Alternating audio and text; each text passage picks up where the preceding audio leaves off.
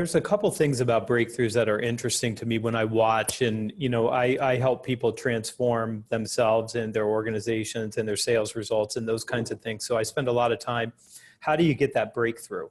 And there tends to be some very common obstacles that I started to write down and just to think about and share with people. And all that stuff eventually comes out on the blog because it captures my attention and I only write about what has my attention. So one thing I notice is that there's this fear that causes people to stop. And I'll tie this to the lost art of closing. In chapter 15, my editor wanted to cut it out. It's called Fearing the Wrong Dangers. And I think that that's what happens. We fear, I have to go have this difficult conversation with Jake because he needs to get a better result and he's not picking up his end of the stick as the client.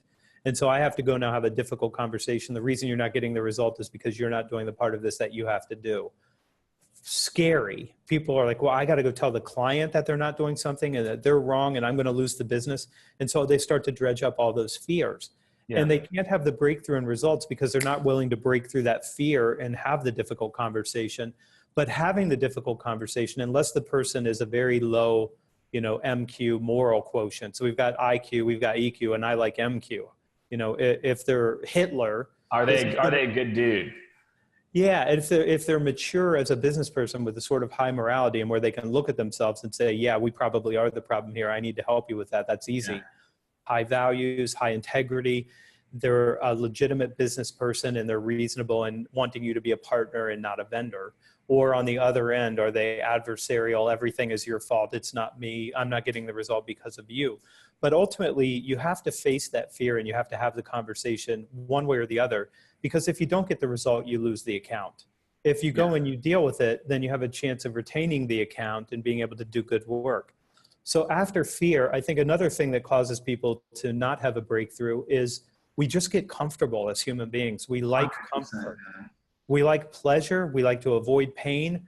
And when I say you need to change this part of you to be able to get a greater result, whatever that part is, in a lot of cases, it's things like self-discipline or your attitude or your lack of resourcefulness or initiative or those kinds of softer skills or character traits that I wrote about in the first book, The Only Sales Guide. People don't want to be uncomfortable, but the breakthrough comes exactly on the other side of that comfort. So to get through that, first you have to decide, I'm going to just step out of the comfort zone and get into being as uncomfortable as possible. On the other side of that, you get the reward. And then what happens to us is we get comfortable there. And then you have to find another way to challenge yourself. Right. I feel like I think age plays into it too. Like once you're 35 or you're 40, you're like, I should have grown as much as I should now. And I feel like, you plateau like that. There's that early 30s, mid 30s plateau where you just kind of are like, oh, I'm done getting out of my comfort zone now. Now I'm just in execution mode. It's like, no. Like now you're just learning how to be like a grown up or like how to like really take it to the next level.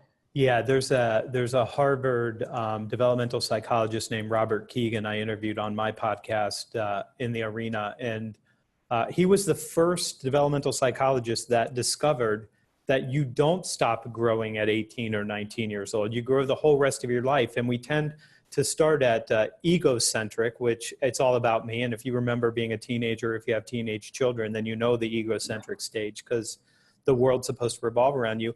And then you get to sort of an ethnocentric phase of your life where it's like, well, I care about my people and my tribe and my company and my family and my political party or whatever it is for people. And then later on, though, the older you get, the more you start to become more world-centric and you start to have a greater level of compassion and a greater understanding, which is why I think people start to get happier the longer they go because they get rid of a lot of that baggage that you get infected with.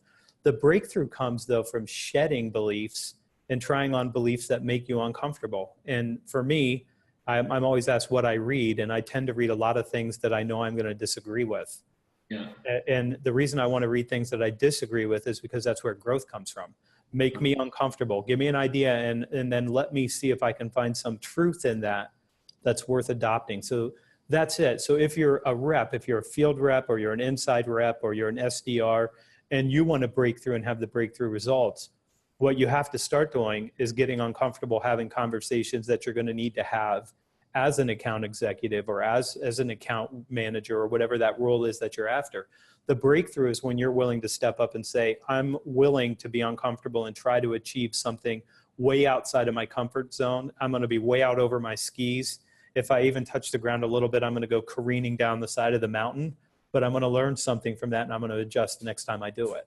Yeah. And usually it's not even that serious, right? Normally. It's like, it's almost all of these, it's all psychological, you know, it's that you create these false, to your point, the belief systems around what that line is or what the status quo is and where you think you should be, as opposed to being able to be comfortable of like just testing where a lot of those boundaries are. And I think that's, in my own career, I think, you know, it's basically, it's also served me wrong. Whatever like defect I've had is I just don't know where the boundaries are. Like I just ignore them. I'm just like, well, they're like kind of rules. There's a power in that. Yeah. Well, there's a power, and it's also why I've been fired quite a few times too, right? Like that's why I'm much better running my own company and being a consultant and being an employee, because I just don't get the hierarchy, and you know, it doesn't. My brain cannot compute.